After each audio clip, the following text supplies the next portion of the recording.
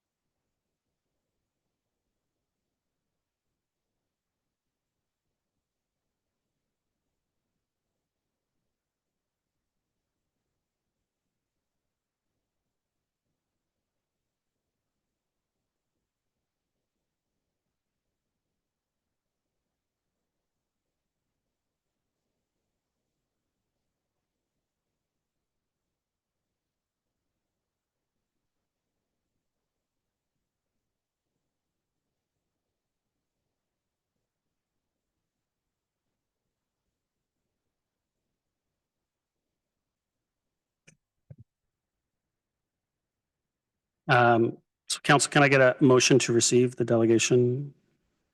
Councillor Kim, Councillor Weiss. Are any questions for the delegate? Councillor Weiss, go ahead. John, can I get you to come back up because there's going to be either some questions or maybe something for you. So go ahead, Councillor.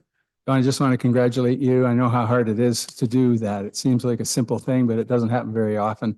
As I said, my daughter was an 89 girl and there was another group of 88 girls right behind them, and they were a special group of people. And you mentioned the parents, and I can tell you that every team has a special set of parents as well, because those parents support the kids. And it's a social thing that happens. We're still friends with many of the parents that were on that 89 girls team that won their indoor cup. So I want to congratulate the girls, but I also want to congratulate the parents for all you do for the kids. And John, thanks so much for being the guy you are. It's one of the hardest things to do to win a provincial title. And this community is a small community, but powerful and beautiful. So we really appreciate everything you've done to support the girls in the club. Thank you. Let's go. Thank you. I too want to congratulate you. I had the luxury of coming by and watching one of your practices on the weekend. A firsthand experience watching the girls play with a coach, I think from Waterloo Western. And I was just going to stay a few minutes and just, say congratulations and all of that. And I ended up staying almost a half an hour watching in intrigue and excitement, and just to see the dedication that the girls had. And I was really interested in how the coach was organizing them and how they responded to it. And I think that's probably one of the keys to success, is how you take coaching and what you do with it. And John, you're a perfect example of someone who elevates that role. It's no doubt they're successful as a result of your participation. So thank you very much. Thank you, girls, for representing Aurora, and we look forward to much more success. The Western coach came from Western to watch these girls. They don't do that normally. Normally you go to them. They're so interested in this group and my own eye, they came to Aurora for this. And they did a special, he recorded, he wants to show it to the other coaches. This is how special it was. And I still get goosebumps over this other thing that happened a few weeks ago. We're playing in what's called a futsal tournament against OPDL teams, which are like the AAA teams. We're in the semifinals. If we tied, we're out. If we win, we go to the finals. 30 seconds left. Goalkeeper gets the ball, throws it. It hits their player in the head. It goes over her head. Our player, Ella, where are you? The goalkeeper comes out of her net, thinks she's going to grab it. Ella goes like this with her head. It goes over her head, goes in. A few seconds later, the buzzer goes off. The place erupted. The parents erupted. It was the greatest moment in my soccer career since I played soccer in the 1970s. Massive. And you guys, so. Councillor Kim. Thank you, Mr. Mayor, and congratulations again, coach and parents and players. Now, you mentioned that all these players came from previous teams without a tradition of success from a win-loss perspective. So I'm curious how you were able to bring together all these girls and parents and gel them into one harmonious team, and not just win the championship, but to go without any losses. And I understand even here with 6 councillors and a mayor, it's hard to get us together and seeing and being aligned. So what's the secret sauce? In soccer, you're either really good at strategy and games, or you're good at tactics and teaching them how to play the technical side. I think I've got both. On the technical side, I know how to teach them to use both feet, how to score goals, and just to become a good soccer player. And I also tell them to get private training once in a while. On the other side, the tactical side, I'm a problem solver. I see a problem and I look for a solution and I find the solution. I study it. I watch games. I watch every game. Coaches share information with each other. And then if you can present that information to the girls and they buy in and they focus on that, that's how this happened. Because this should have never happened so quick and so fast, because most of these girls were not the stars of their team. Some of them played for Aurora for younger ages. We've got about 4 girls who are underage, not U15, they're U14. They're playing up because they're so good, and they're our leading scorers because their team that they had last year wasn't strong. It was maybe not the coaching could have been the players, but they saw, I guess they sometimes see a coach show, I think Dave is one of your guys from sports, and he's one of the guys that walks around and looks at the equipment and everything. He saw me one day with dummies and all these soccer balls and targets, and he said, "You've got better equipment than we do at the town." I said, "I take it very seriously," and they saw that, and I think that was part of it. They saw, "Oh, the coach is taking it seriously, comes in early, an hour early, does a serious practice, everything flows." They take it seriously. It kind of rubs off. It's the environment that you create for them that makes them winners, makes them champions. Councillor. Councillor Thompson.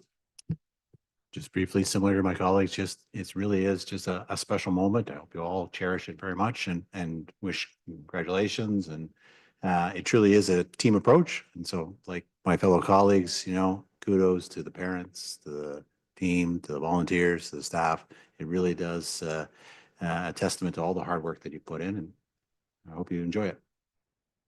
Yep. Councillor Gilliland.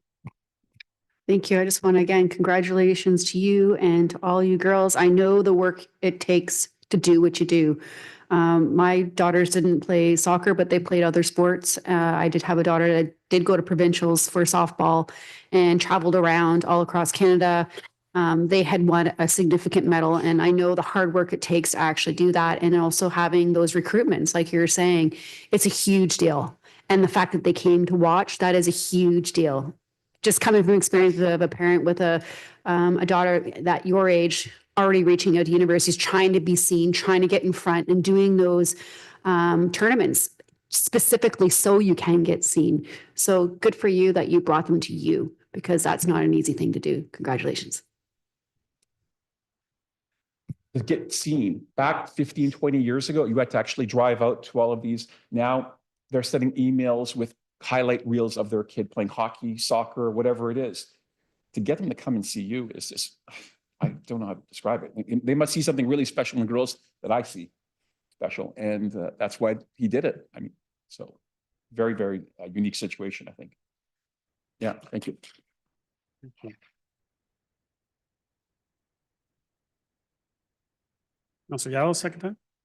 Sorry, I forgot to mention this just because I'm still getting over it. I was wondering if any of the girls are interested in playing for the men's Italian national team.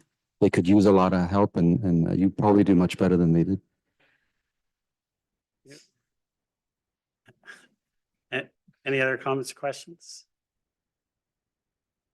Seeing that, John, thank you very much for coming this evening. Girls, congratulations. We're all very proud. I think all of Aurora is going to be proud once this goes up from the town social media perspective and everyone sees what they've accomplished. I will say about the parents. So parents, it doesn't happen without you as well. Getting up in the mornings, taking them to practice or at nights or whatever, you're taking that time to make sure that they have the ability to be able to go out and practice. And so I thank you for everything that you do. And each one of you girls, you should thank your parents for everything that they do for you to make sure that you're able to be there and be the champions. And coach, phenomenal that you were able to pull this all together with the girls. Sometimes in sports, everything just comes together at the right time. And that's from the stories that I'm hearing is that's what's happened. You have an incredible coach. You have talented individuals that when you put them together with the right coach and the right parents, everything just gelled at the right time. And it's incredible to win a provincial championship. And I think we're all proud and really take this in and let it soak in, girls, because when you hear a lot of people that have won championships at many levels, they'll tell you that it comes around, it doesn't come around that often. And when you win it, you should really savor it, the moment, because it really truly is an incredible feat. And you guys did something that is so incredible that this entire town will be proud of for a long time. I think will be talked about. So thank you for everything. Congratulations, and thank you for coming this evening and sharing this moment with all of us as well. Council, can I get, actually, I got the motion, don't I? Yes. Call the vote. Those in favor? Opposed? That carries. Thank you very much, everyone. You're welcome to stay and watch the rest of the meeting. All right, go win the next one. We want to come back for the second one. Absolutely. Thank you, everyone.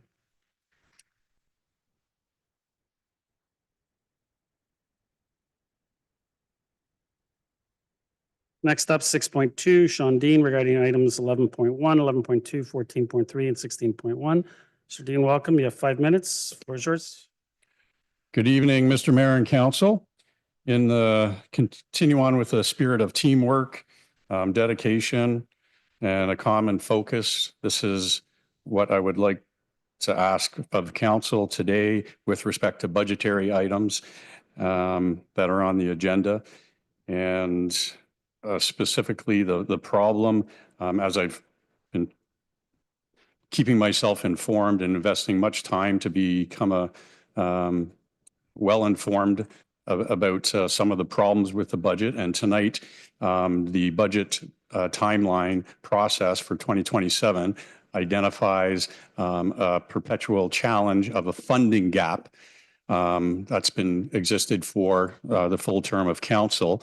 And the funding gap is essentially identified as staff has identified too many projects which the treasurer does not have enough money and revenue and taxation to cover. So that's a funding gap. So it's self-created and it hasn't been fixed. So I think in the spirit of teamwork, like even recently with the Artemis II mission, the epitome of teamwork and common goals, to address the funding gap, there's an issue tonight with the Yonge Street South Active Transportation Corridor, which is asking for an increase to the budget of $2.8 million. And regrettably, these decisions by council exacerbate the funding gap and they perpetuate it. So there's many solutions that everyone's, in council is qualified to identify. And I think tonight is a great opportunity. The capital budget was supposed to be $25 million a year and a half ago.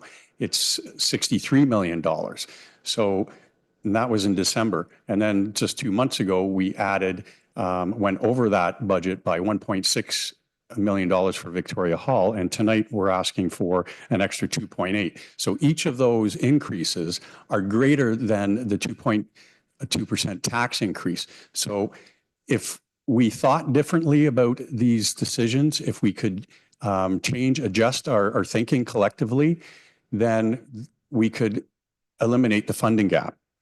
So interestingly, this Yonge Street is a regional responsibility, and that project was pushed out by the York region and the premier of the province, not driven by Aurora residents. Residents were engaged just, a few months ago, 6 months ago, to ask their input on a reduced 3 options, and they picked the option they did. It would be nice to have the options as presented, but in the context of this economic time and the uncertainty, I really would like to have everyone ask if everyone could pause and look at the alternative options that staff always provide.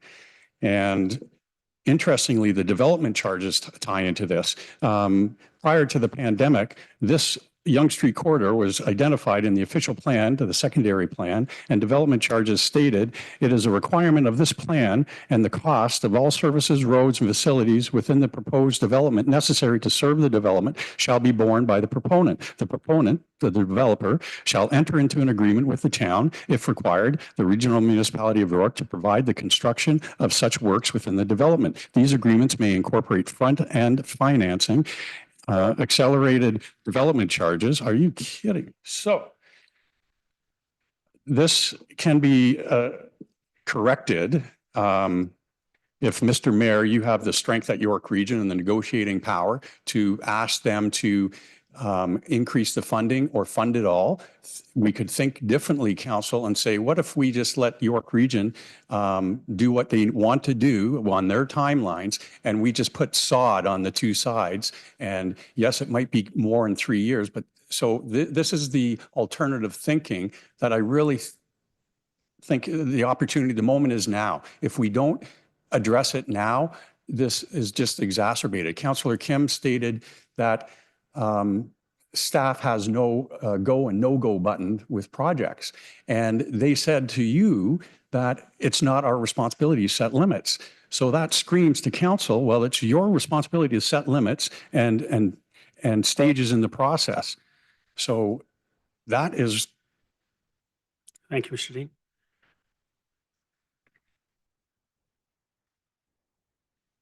Council, can I get a motion to receive? Councillor Kim, Councillor Thompson, all those in favor? Opposed, that carries. 6.3, Bernie Yeung, resident, regarding proposed amendment to fence bylaw. I believe he's joining us virtually. Thank you. Mr. Yeung, you there?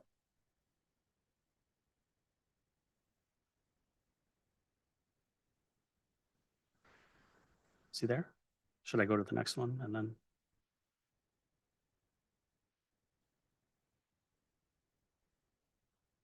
Oh, okay.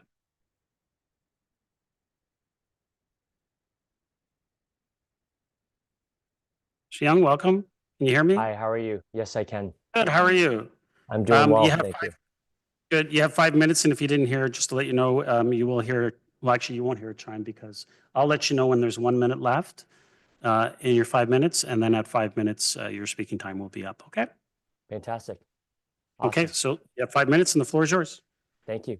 Good evening, Mayor and members of Council. My name is Bernie Yeung, and I'm a resident here in the town of Aurora. Thank you We for lost the you there. opportunity. Can you hear me? Yep. Got you back. Thank you for the opportunity to speak this evening.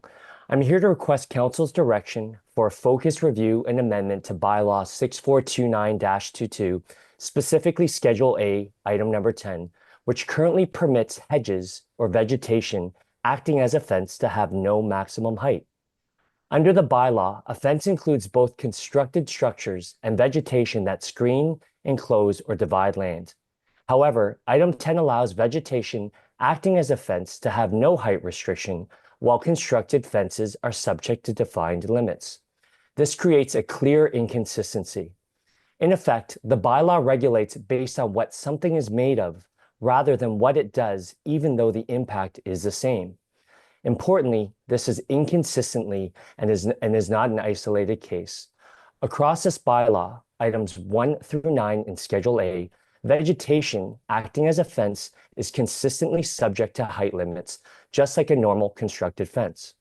Item number 10 is the only provision where vegetation is permitted to have no maximum height. This strongly suggests that the current wording is not reflective of a consistent policy approach, but rather is an unintended gap in how item number 10 was drafted. This is just not a technical issue. It is already having a real and measurable impact. The adjacent hedge to my property currently exceeds approximately 10 to 12 feet in height and functions as a continuous opaque barrier equivalent to a solid fence. It materially impacts sunlight, sight lines, and the overall enjoyment of my property and will continue to worsen if left undressed. For reference, swamp cedars grow 1.5 to 2 feet, and the current height is 10, which would mean it would exceed 20 feet in less than 5 years. This is not a theoretical concern. It exists today. I've also confirmed this interpretation with bylaw enforcement officer Alan Chan, who advised that the situation falls under Schedule A, item number 10, and is not subject to any enforceable height restriction under the current bylaw. This confirms that the issue is not one of enforcement, but rather a gap in the bylaw itself. As currently written, item number 10 permits outcomes that would otherwise not be allowed solely based on the form of the structure rather than its function. There's no functional difference between a 2-meter fence and a significantly taller hedge acting as a fence. Both screen, enclose, and divide land. Both impact light, visibility, and neighboring properties, yet one is regulated and the other is not. This does not reflect a coherent or defensible policy outcome and instead creates inconsistent and unintended results across the town. The solution, however, is very straightforward. Hedges or vegetation acting as fences should be subject to the same maximum height restrictions as constructed fences. Applying a consistent 2-meter height limit in residential areas would restore fairness, clarity, and consistency within the bylaw. Importantly, this is a discrete and readily correctable issue. It does not require fundamental policy change, but rather a clarification to ensure the bylaw is applied and consistently with its intended purpose. Given the seasonal nature of this issue and the immediate impact on outdoor use and enjoyment of the property, I would respectfully request that the staff conduct an expedited review with the near-term timeline. And if a full amendment requires additional time, I would welcome any interim guidance or measures that could help address the current situation in the short term. Accordingly, I respectfully request the council, number one, acknowledge the inconsistency within Schedule A, item number 10. Number two, direct staff to undertake an expedited review of this provision. And lastly, number three, bring forward a proposed amendment for council's consideration to remove the no maximum height allowance and align vegetation-based fences with existing fence height limits. This is a clear and practical amendment that will restore consistency and fairness for residents. Thank you for your time for consideration. Hopefully you saw from the pre-read that I sent, there were actually pictures of the fence, and you can see there's a full perimeter growing. I'm not sure if I'm able to share my screen, but that would probably be the most helpful. Just as a reference here, oops, wrong one, as we go through, is as you can see, it's over 128 centimeters, inches long there, and that's kind of the biggest concern that we've had. But lastly, I think here, as you look, the biggest thing that Young, we I'm gonna have. have to cut you off. We're at 5 minutes. Okay, sorry about that, but that's just a quick reference. Thank you very much. Okay. Thank you. Council, can I get a motion to receive? Councillor Thompson, Councillor Gallo, any questions for the delegate? Councillor Thompson. That's it. Councillor Thompson. Go ahead, Councillor Thompson. Thank you for your delegation, Bernie. Just in terms of the process, typically when residents come and delegate before us, sometimes we'll deal with it under new business. And so I'll certainly bring it forward to my council colleagues to discuss and as suggested, see if there's appetite to have staff review and report back to us with the information. Thank you. Just letting you know the process. Thank you. Thank you. Any other questions for the delegate? Seeing none, Bernie, thank you very much for coming this evening. Council will call a vote. All those in favor? Opposed? That carries.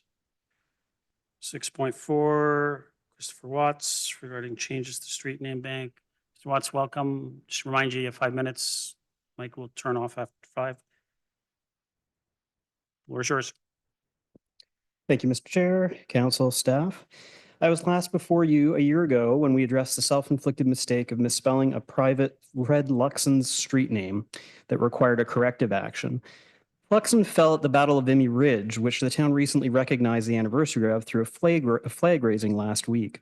Previous to this, in September 2024, we addressed a second self-inflicted mistake of misspelling a street of honor for Flying Officer Eric Walter Folliot that also required a corrective action.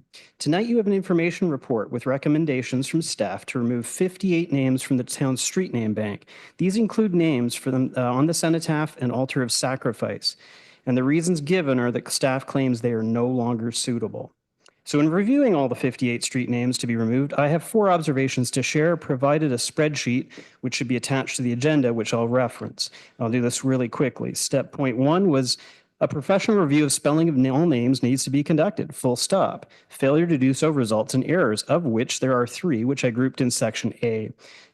Number 1, name number 25 is misspelled as Fish. The correct surname is Fisher with ER. Nixon Fisher was a town councillor in the 1940s. Number 2, name number 51 is misspelled as Stiles with a Y. Correct surname is Stiles with an I. Lance Corporal Bruce Gordon Stiles was killed in action in July 1943 and is on the altar of sacrifice. And lastly, name number 24 is listed as Elwood, but the correct surname is Lloyd. Elwood is his first name.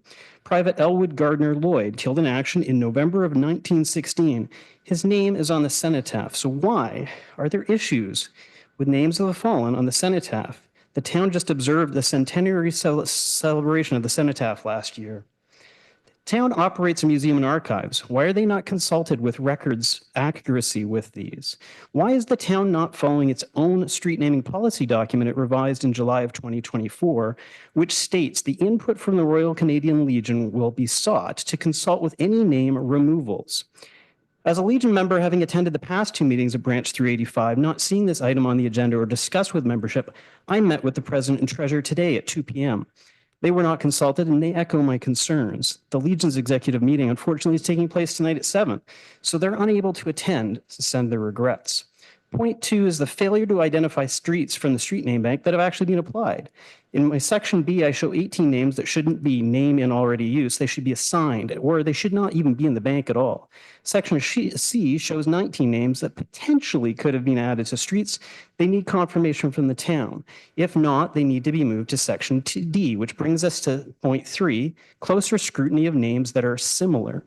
The rationale provided by staff is that there are similar names in use by the municipality or region, but they fail to list the specific existing street names in their data. If research has been done by the region or EMS, and there is a similar street name, then list it. Instead of a generic location, the actual street name with suffix should be there so we can compare. Best practice is to put in the first name and change the suffix to get around these issues. And finally is addressing inequality. If after all the street names of the fallen members are still not suitable, the street name policy needs to be revised so fallen heroes are not simply removed, but they're moved to the top of the list for honoring in other ways. The town names parks, trails, and municipal buildings after individuals. These fallen heroes should be moved to these lists as priority names picked in the associated name banks and with the policies surrounding these assets. If there are no policies surrounding these assets, well, then they need to be drafted.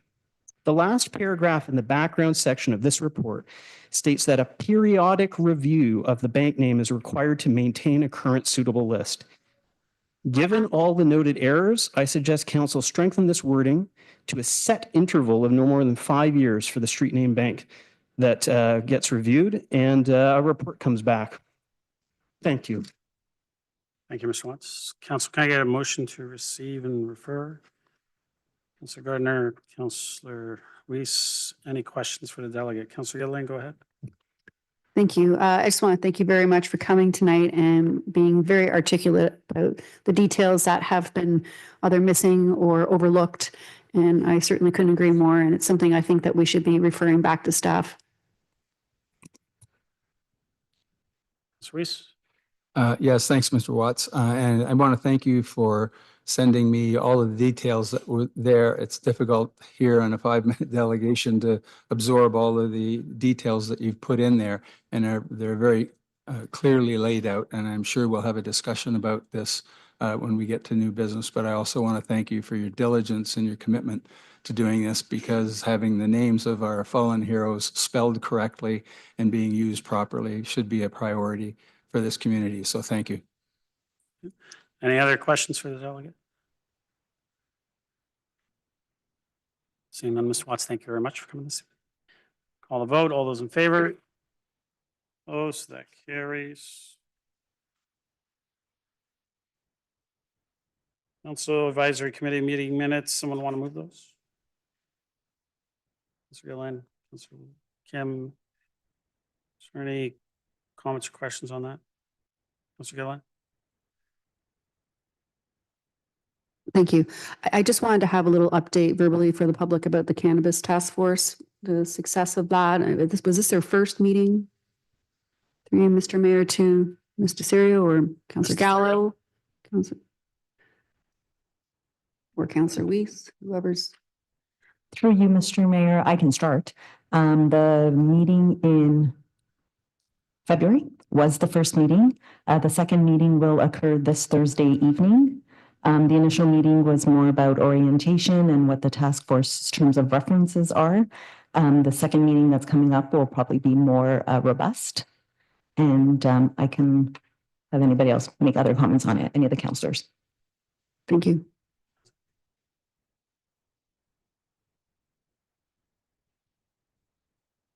Councillor Gallo? I think that's a very good summary. The agenda is online. Anybody can take a look at it and read it or attend if you want to participate. I agree. This next meeting will be much more robust. Unfortunately, we only have 3 to accomplish what we want to accomplish.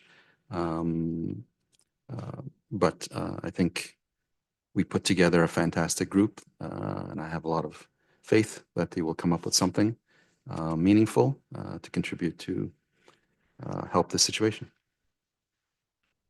Councillor? Thank you. Thank you. I just wanted to ensure that the public knew that the meetings did happen because not everybody's reading the minutes. I did kind of scan it a little bit, and I know that the people on the committee are really excited to get going on it. And coming up, they'll have a little bit more to report back, I guess, and it'll be an interesting journey to see what we can produce from that. Thanks.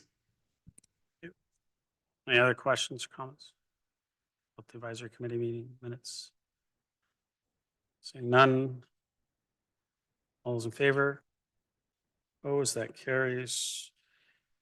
Anybody want anything pulled? Councillor Thompson.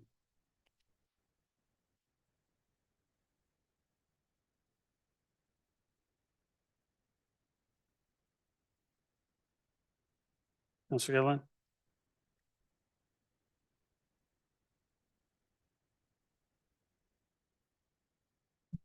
Uh, 10.1 and 13.1.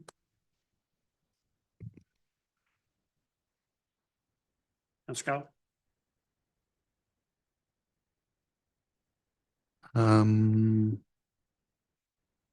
I think they're covered 10.1, 11.1,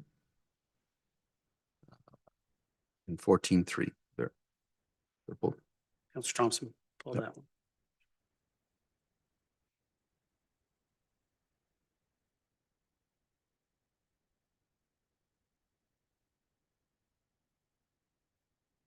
Anyone else? Councillor Carter? Thank you, Mr. Mayor. Is it this the time to pull the motions? You can pull whichever one you like. Which one? There's 2 motions, are there Yeah. not? Councillor Gallo pulled his. Oh, okay, missed it. Thank you. Okay. Any others? Can I get a motion to approve remaining items minus 10.1, 11.1, 13.1, 14.2, 14.3, and 15.2? Councillor Thompson, Councillor Kim. All the vote. All those in favor? Opposed? That carries. 10.1. Councillor Gillen, you pulled this. Did you want to move the recommendation? Thank you. Seconder? Councillor Thompson, is there something?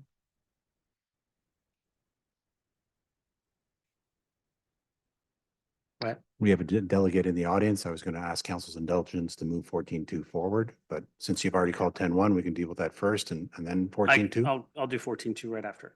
I already asked for a mover, so we'll get there. So I got a mover. Can I just get a seconder on that? This is for 10.1. Councillor Gallo, thank you. Go ahead, Councillor Gallo. One sec. Go ahead. Thank you. I read the report and I get the reason why we're making this amendment because we did switch from at-large to a ward system. So, the signs can cross over and can cause confusion. The question that I do have, and I just need some clarity on, because I'm not so sure I agree with it, through Mr. Mayor to Mr. Serio, I guess, or Mr. Ray, is the update on page 6 of 10 of the report. It has a sentence here that says that election signs must be installed using wooden stakes or posts only at designated intersections. Metal rebar rods or wire step frame signs would not be permitted. And I'm understanding that perhaps this might be at major corners and so forth, but I look at that and I say, not everybody can afford a large sign or has that in their budget. There's often people that do put small signs because that's what's in their budget. And I just kind of want to understand, was that the intent at these major corners? Is that what that is actually saying? Mr. Ray?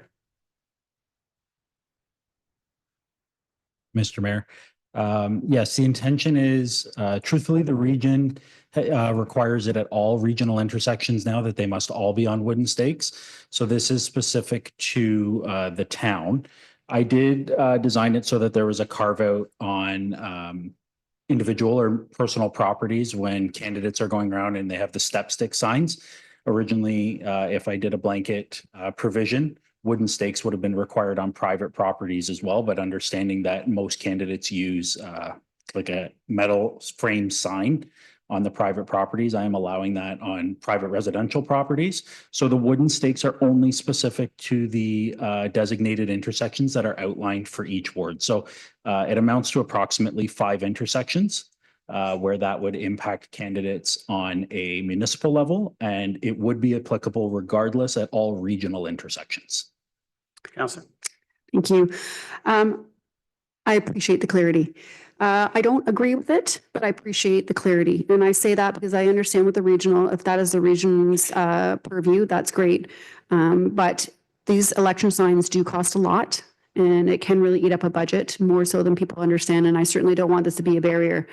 Allowing on town road intersections, I would be in favor of continuing allowing candidates to use a metal step frame signs to give them that option. So that would be my feedback, and I would prefer to see that striked from the revision. Thank you. Councillor Gallo. Thank you. And I share Councillor Gillian's perspective on that. I don't think we should be putting up barriers. Perhaps not everyone wants or can afford the larger signs that would require the wood stakes. So I would be in support of that. Under the analysis in the report, it says to improve clarity, fairness, and consistency in election sign placement, the proposed amendment maintains the existing framework permitting up to 2 election signs at each approved municipal intersection identified within the town. We don't have the bylaw here. I suspect it'll provide a little more clarity on what we mean by 2. It's certainly, I suspect it's not first come, first serve. It's 2 per candidate. Through you, Mr. Mayor. I mean, I'll let Mr. Ray, it is 2 per candidate. Yeah. And at the regional, it's one. Yeah, Per as long candidate. as long as the bylaw will reflect Yeah. that, clarify that, because it could be misconstrued. Under it's page 12 of 70, and it's regarding the registration fee. I don't necessarily have an issue with the change in how we going to deal with signs that perhaps don't or have some issues, and bylaw has to go in and remove them. I do have an issue with the $310 fee, upfront fee. And again, I don't want to put any barriers, particularly financial barriers, to anyone running for public office. I think that's a mistake.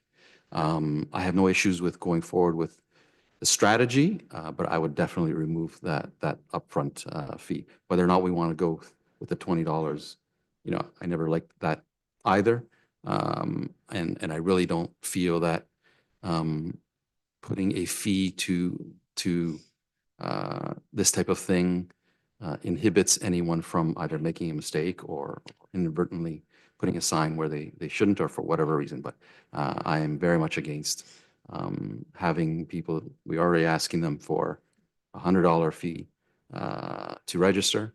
To me, $310, I'm not even sure why 310, it's not 300, but I don't want to put an additional financial impediment to anyone running for public office. So those are my views. Mr. Reese. Yeah, I agree with Councillor Gallo on the $310. But let me ask you, there's usually a reason for these kinds of things from a financial standpoint. Have you done some analysis on previous elections to identify what the average rate of removal and then the amount of money coming back? Can you give us a little bit of information about how you came up with that number? Might help us all understand a little bit better. Mr. Ray. Through you, Mr. Mayor, most definitely, Councillor Weiss. So I based the fee on an hour and a half of administration time for processing the application. If we look at our fees and charges bylaw that's already approved, a non-compliance fee for an inspection is normally $128, and it works in a cost of about $52 for the disposal fee. Historically, the town has been in a position after elections where candidates choose not to reclaim their signs. And that cost of disposal, which is often significant for us, not only just disposal, but also labor, because when we retrieve the signs for noncompliance from the road, the posts are often still attached to them. They're screwed in or nailed in, so officers have to separate those in order to take them to the transfer station to dispose of them. And candidates often choose not to pay the $20 per sign to reclaim their signs. So staff are left ultimately with the task of disassembling, loading them into vehicles, transferring down to transfer stations, and disposing of the materials. So we took the approach of saying that sign retrievals will be completely free per se under this model, where there's an upfront fee, but we're not charging $20 per sign. And that just covers its full cost recovery.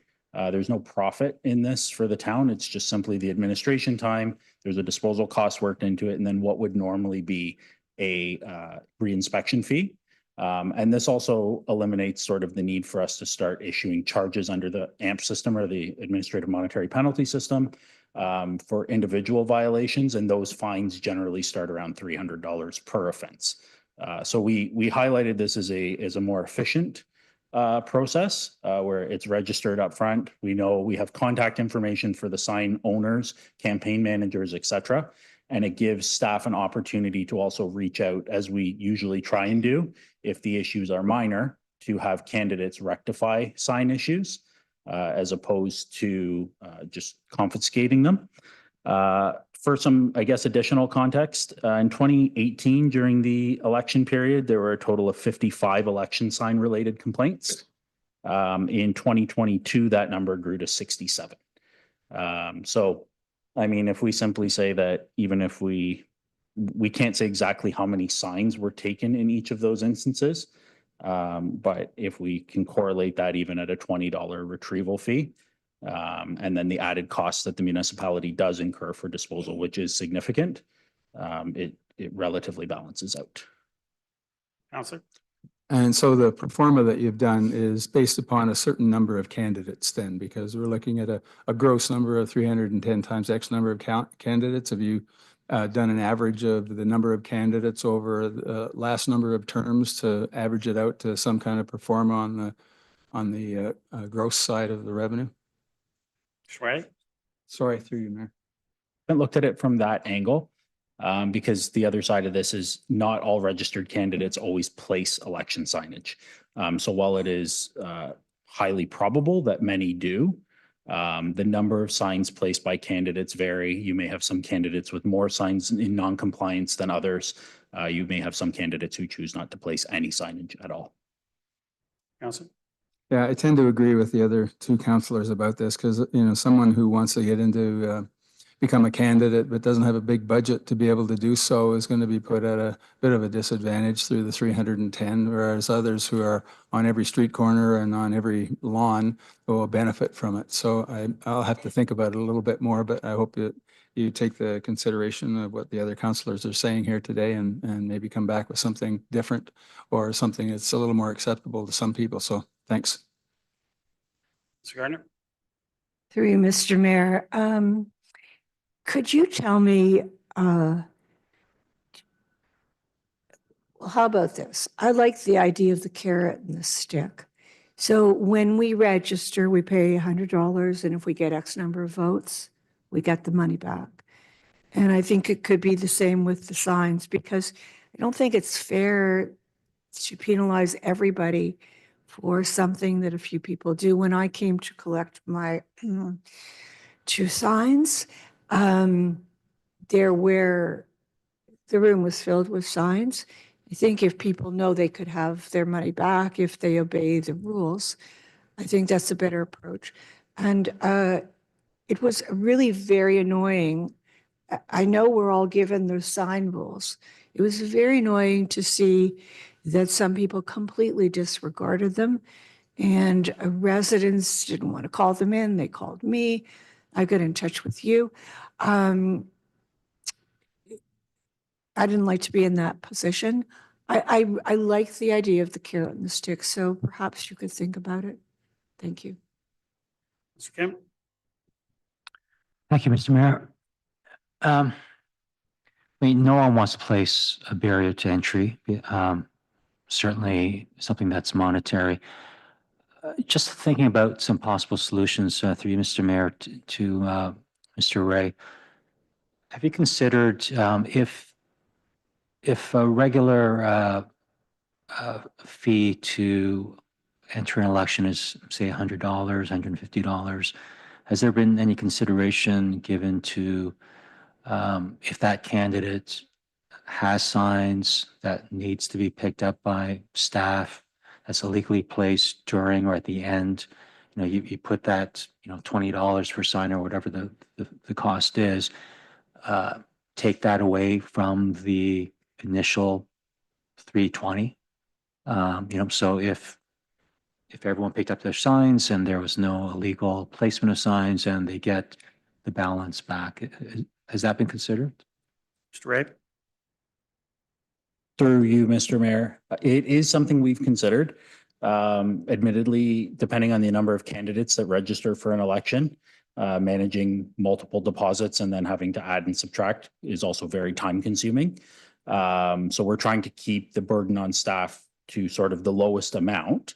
Ultimately, one of the other challenges in that is, I mean, there's potential we've considered an invoicing system where candidates place their signs and then based on what staff retrieve, they invoice candidates afterwards for the non-compliance, but there's subjectiveness in that. And we're trying to keep it clean and simple, where it is candidates are just able to get their signs back at the election period, regardless of if we have 1 or if we have 50. So that the candidate can continue on in future elections, hopefully with the same signage, and the town staff are not left having to manage a large amount of signage to disassemble and dispose of and so on and so forth. Councillor? Thank you. And, you know, I do empathize and I appreciate the thought process that you and the team went through, because I am in favor of making things clean, simple, because we do know that in past elections that a lot of candidates just leave their signs, they get a fine. I'm not even sure if they even pay it. But you certainly don't want to have that as a barrier as well. And maybe there's something in between. But I do know that from a fiscal responsibility perspective, all council members appreciate and advocate for fiscal responsibility. And I think what's staff have tabled here is how to be fiscally responsible, because if they're not collecting this, it's certainly coming from a reserve or perhaps the election fund. So we've always maintained cost recovery as something as a goal. And I think staff is trying to attain that. But on the other hand, I do appreciate the concerns about barrier. Perhaps something in between might be appropriate, but I do see both sides. Thank you. Councillor Thompson? Thank you. I guess from what I've read and what I've heard tonight from you, Mr. Ray, is that, you know, if part of the challenge is trying to recover the costs associated with the signage, is that the current system isn't working. The $20 that we're charging isn't working because at the end of the day, I would assume that in your experience, that the people that are not elected, some of them are choosing just to abandon those signs, and then it all falls to the town. And so the cost, the time and so forth. And so you're trying to find a solution to that issue. You know, I do agree with some of the comments that, you know, we don't want to create any barriers to entry, but at the same time, we have to find that balance between the recovery of some of the costs associated with it, but at the same time being fair. I'm not opposed to the idea that Councillor Kim just mentioned, and you touched on briefly about considering a deposit rather than a charge up front, so they would get it back or we would apply it. Yes, I understand there's still a certain degree of work that'll be accompanied with that for staff as well, and it may not be an optimum solution, but I'm interested in having further conversations with you and perhaps Mrs. Wainwright Van Kessel about it between now and council. Councillor Gardner, second time. Through you, Mr. Mayor, you don't have an easy job, Mr. Mayor. For clarification about the signposts, the wooden ones, do we have any control over that, or is that coming down from the region? Right. I believe we have control on our intersections, which Right, there's with the 4 region. for each ward, which equates to 8 signs in total per candidate. So the mayor answered my question to you? Yes. Yes. Thank you. Are there still fees from the region? I believe was it Yes, there are. 200, through you, Mr. Mayor, was it $250? Mr. Ray, I believe it's 310, but go ahead. Through you, Mr. Mayor, yes, the region completely revamped their sign bylaw over the last year. And I believe their fee is $310. Councillor.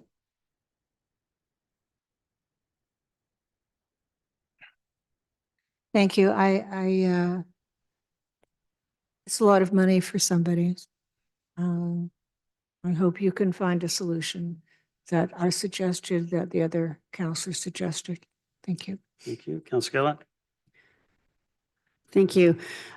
Just comment, I think I would prefer the deposit model, and then that way you get it back. Just no different if you were getting a hotel or whatever it is, and if there's some damage, then you're kind of covered. I think that's kind of the whole point.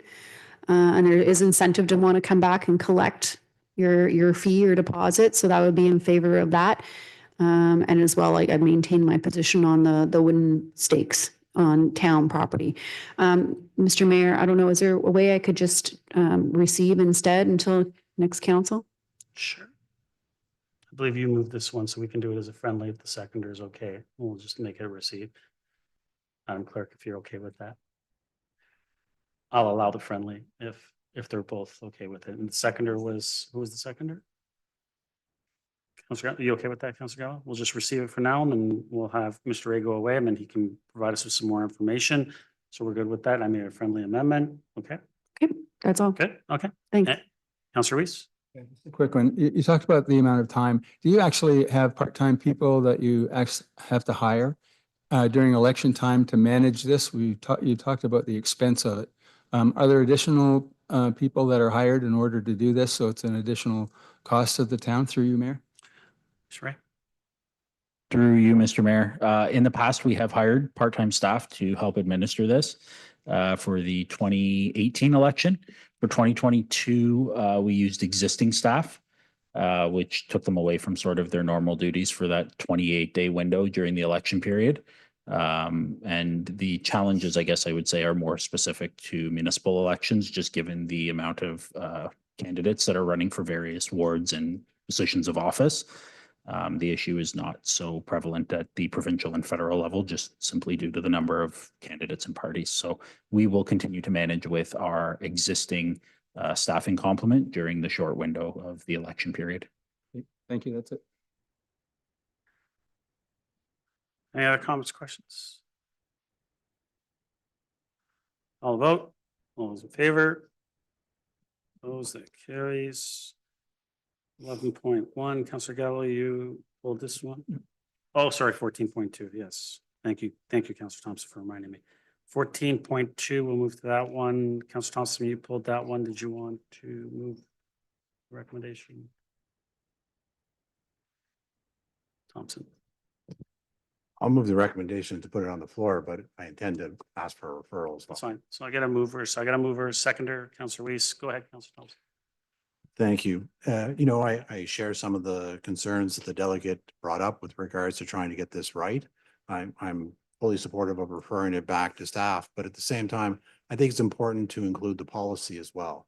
I know that the council reviewed the policy in 2024, but I think if I'd had a request, I would ask that the policy be added for the council agenda in 2 weeks' time. And then my intent would be to refer both back to staff so that not only are we looking at the banks, the name of banks, but at the same time also ensuring that some of these provisions are taken care of through the policy as well. And so my question through you to Mr. Ramuno. Mr. Ramuno, is it possible for you to include the policy for the council agenda, or would you need an amendment? Mr. Romero? Through Mr. Mayor, that's not a problem. We'll add it to the council agenda. Council. Thank you. And so, I mean, for tonight, I think I'm sufficient that will allow my other council colleagues to share their comments, but I'm supportive of referring it back to the staff and then getting the policy added to it and dealing with it at council. Okay, we'll come back to you, Councillor Thompson. Councillor Gillen, go ahead. Thank you. I'm in favor of referring it as well. And I just, as a quick comment, to what the delegate also had said, that, you know, if there are people who are on that list that have made significant contributions to the community, that we should be honoring them, whether if it's not by a street name, something else, and that should be stipulated. I did notice that there was some councillors on there, some that are going off, remaining on, and I don't think that anybody should be remaining off with no kind of honor at all, whether it's through a name change or like a street name or a park or so forth. So I think that needs to be respected. I just wanted to kind of draw attention to that. Any other comments, questions?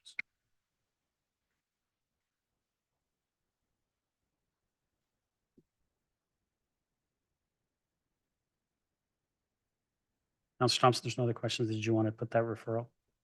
So you're going to refer this just back to staff? Thank you. Is there a seconder? Councillor Gillen, comments, questions? So we refer back to staff.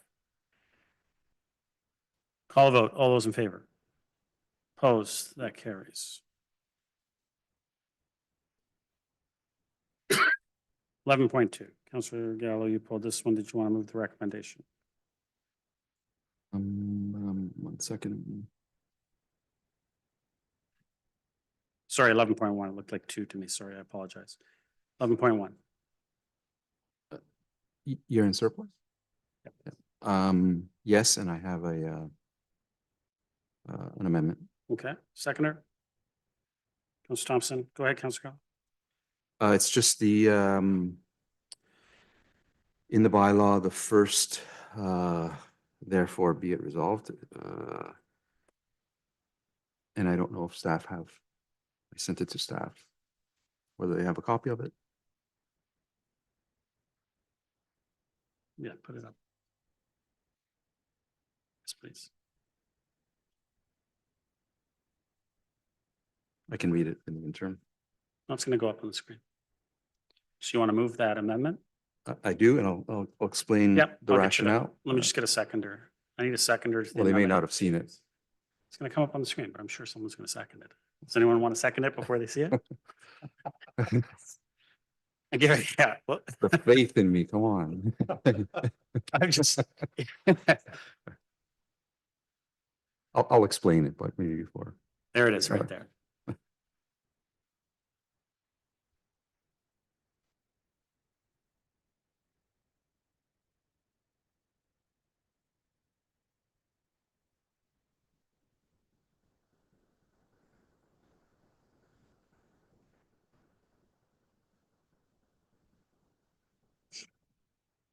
If I can, I'll just I'll just need a seconder. Councillor Weiss, go ahead, Councillor Gallo. So it's basically currently it gives delegated authority for the treasurer to make those adjustments and divide any surpluses according to the plan and into the reserve funds. All I'm suggesting is for a report to come to the new council whenever it needs to come, and for them to decide more for a new council having a sense of how it works and possibly provide any input as opposed to it being matter of fact and happening. And I would suggest probably only for that first term, and then go back to normal once they have a sense of how it operates. Mr. Weiss to the amendment. I agree with that. I think there's some value. I certainly trust our treasurer and the way she does things, but I think it's a good value to show people, particularly new council members, how that's done and why that's done. And then we revert back in the subsequent years if we choose to do so. So I'm in favor of the amendment for that reason. Skylar? Thanks. If we could just put it back up on the screen just so I can see it and public can see it. It was Comment? very short period. There you go. Thank you. I guess through Mr. Mayor to Ms. Wainwright Kessel, is this something we commonly do already? Like I feel, are we doing an extra step here? Like I'm just a little bit confused about the process here. Swear Van Kessel.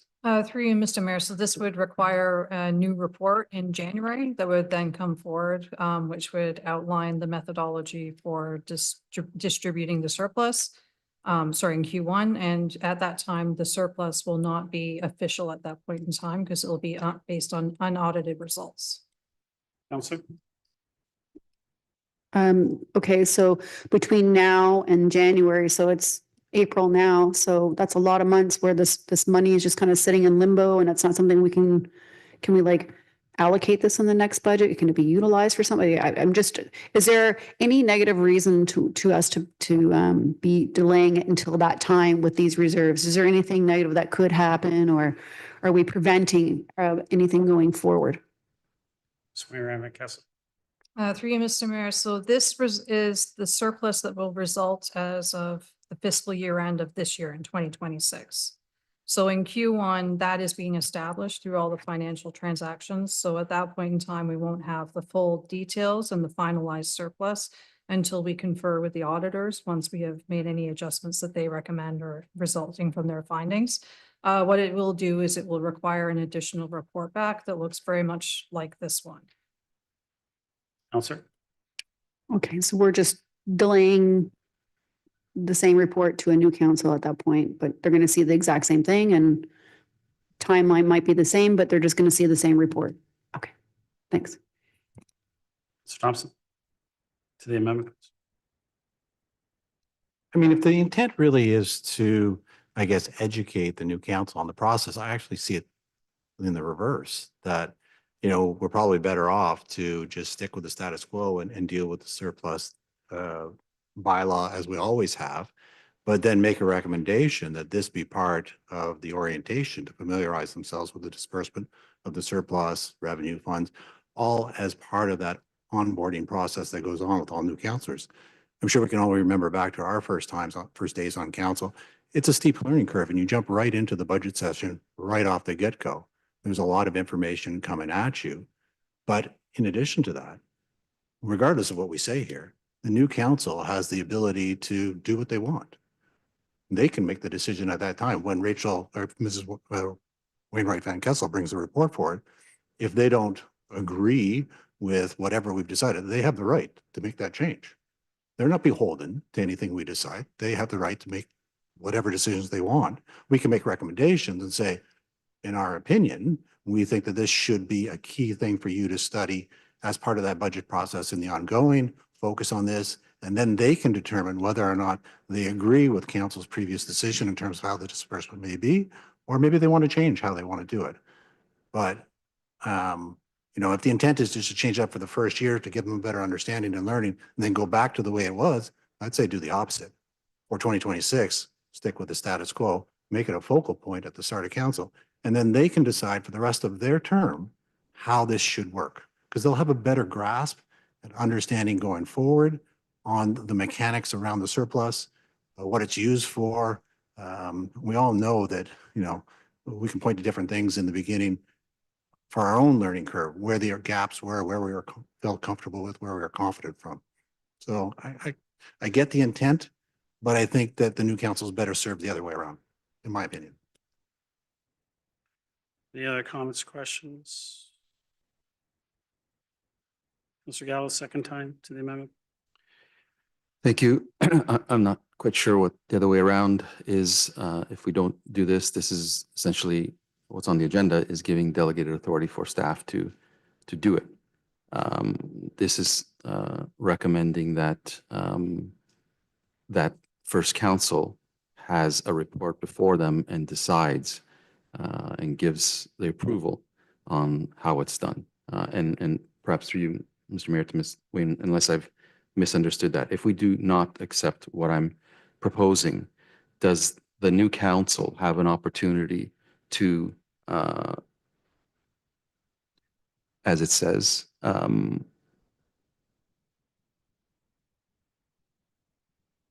reallocate an amount or amounts from any 2026 operating fund surplus to one or more of the reserve funds of the town, including options for reserve allocation and associated financial impact? Will they have an opportunity to do that? Councillor Van Kessel. Through you, Mr. Mayor, if the next council wanted to have this come forward and review it, they could. There are certain restrictions under the Municipal Act as to how a reserve, how a surplus or a deficit can be managed. So, for example, the way that most municipalities manage it is through a surplus deficit management bylaw, which allocates the priority order for allocating reserves. And this bylaw has remained pretty much the status quo for the last number of years. The one complication is the timing of this. Even if we did bring this to new council, I would have to bring it forward to them immediately at the beginning of the year to get the approval, because it affects the timing for the year-end close. We would need to know how we're going to do the allocation to ensure that we can generate the trial balance for the auditors for them to be able to actually complete the audit. So there's a lot of things that happen very sequentially and very quickly at the beginning of the year. Councillor. Thank you. I'm not sure I got my answer. If we were to, through you, Mr. Mayor, if we were to leave it as is, will that council see this? Unless one of the council members says, we'd like, puts a notice of motion or a member's motion to have this reviewed or have this come to council. What it currently says is we're giving delegated authority to you to do it. I'm suggesting a report come to council, they review it and approve what you're recommending. Councillor Van Kessel. Through you, Mr. Mayor. So effectively, it seems more like a deferral to January of 27 to bring this report forward rather than a modification to the bylaw. Probably be a cleaner way to do it if you wanted it to come forward, because otherwise, if we had a bylaw now and then we'd have to repeal a bylaw to change it in next year when this comes forward, it might be a bit more complicated from a procedural perspective. The thing is, if we continue with the bylaw as written, we can ensure that as part of the council orientation package that this information is included. And my plan is, when the new council is set, is to go through a bit of a one-on-one session with each of them, to especially any new members of council, to talk about the different financial aspects, including management of surpluses, how budgets work, multi-year budgets, and also our fiscal strategy. So they have that key understanding for the beginning of the next term. Councillor. And that's excellent. And I agree with that. And I think it should be done. But I stand by that. Particularly new council members, I would like them to be exposed to everything possible, particularly the finances and particularly how we fund reserve funds and surpluses. This allows them a report to come to them, and then they can make a decision based on the recommendations of staff. Councillor Weiss, second time. Thank you. I appreciate the amendment, and I'm listening to both sides of this. I'd like to vote for this right now, just because we're going to see it again, but I think it's important for us to spend a little time on the concept here, and more importantly, the risks and benefits of the delay, because I haven't heard those quite yet. I've heard the process of it, and it's the timing, but I'm more interested in what the risks and benefits may be when we do what this amendment is. So I'd like to see the amendment stay so we can have that conversation. Any other comments or questions to the amendment? Councillor Gallo. Thank you. To Mr. Mayor, Ms. Van Kessel, just based on some of those two comments about the risk and benefit, I'd like to have a little bit more clarity from you on that. I mean, I think the idea of ensuring the new council understands what the reserve is in the process. I just want to understand the risk and benefit of delaying it until then. I'm still kind of on the fence as to what this means and whether or not it's necessary or whether it's a cleaner way of doing it. Councillor Van Kessel. Through you, Mr. Mayor. So the biggest risk on the timing of when the bylaw is actually approved is how it impacts the closing of the financial books. So one of the entries that we have to do is the balancing out of the surplus for the operating budget and ensure that all our funds are balanced prior to providing information to the auditors for them to do their field work. If this gets delayed, so if it comes to a new council and then it takes them time to understand it, and it gets delayed anytime past the end of January, it puts our audit timing at risk. And then that could delay the timing of when we actually get our audit completed. Council. Thank you. I appreciate that context, and just reminiscing back to when I had first started as a councillor and absorbing all this new stuff. I mean, that it could be very overwhelming, and I do believe that there is so many new things to learn. Your first budget, the process, and so forth. And I feel like today we can confidently approve this process moving forward because we're experienced councillors, because we've been through this, and not put that pressure on new councillors and January at that time, because there's so much more to absorb. It's easy for us to sit here and say, okay, let's allow them to decide. But I'm confident that what we are asking you to do and tasked you to do is the right thing to do. And they're going to have another opportunity within that time to make those decisions and changes for the next budget or within the year and so forth. I don't certainly want to be holding up any auditing process, and I certainly don't want to be overwhelming new members at that point in time. Perhaps maybe, like you said, with the orientation, I would like to see that orientation back at the hotel that we had back in 2018. I thought that was really great, doing those one-on-ones. Don't recall that in 2022. And that would be a really great way to educate them further on that. That's kind of where I'm standing. Any other comments or questions?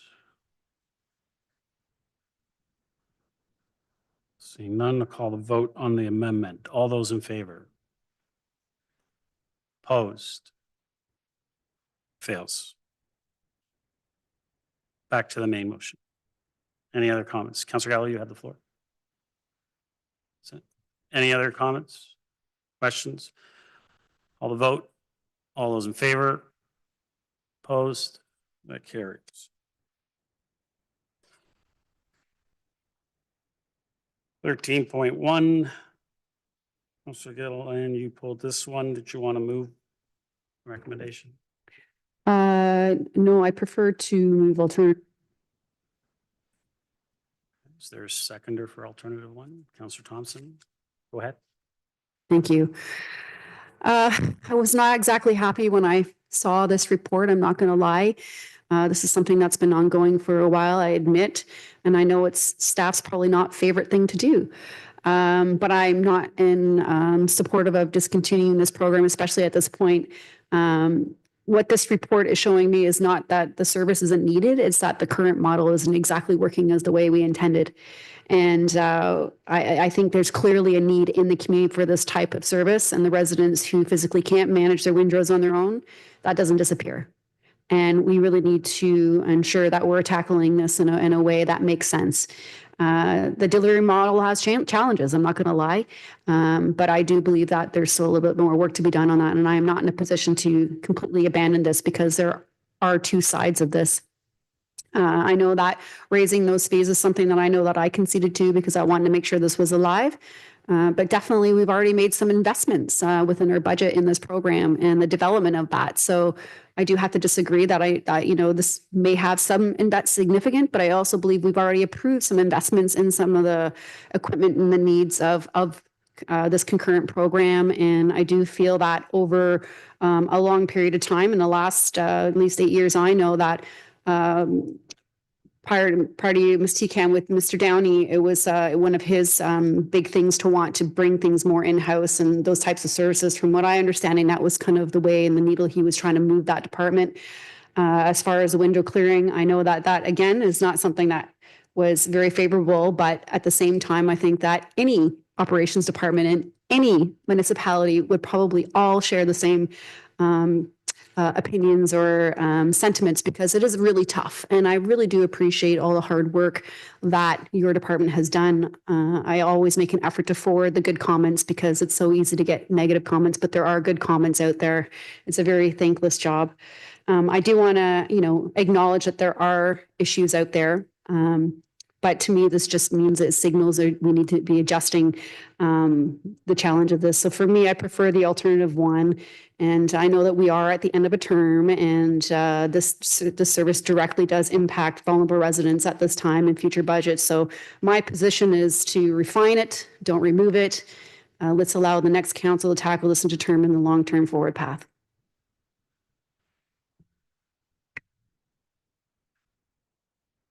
Any other comments or questions?